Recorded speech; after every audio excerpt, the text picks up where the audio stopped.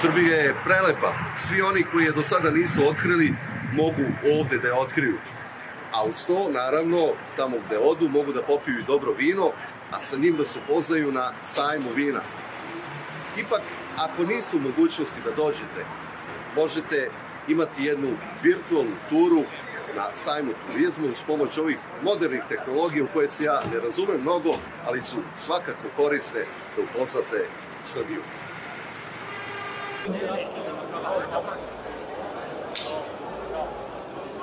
Nemam šta ti treba, nema šta, mogu ti preporučiti jednu recepciju. Baš kad je bilo kod mene moj student i imao sjajno.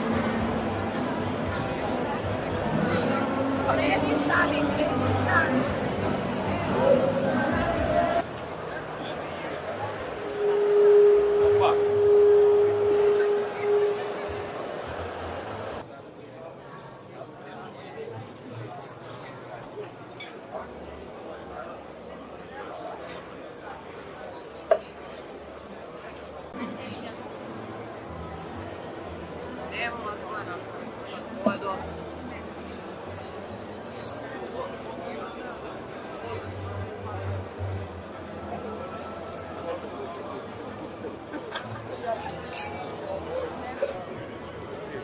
Alexia, Aide, y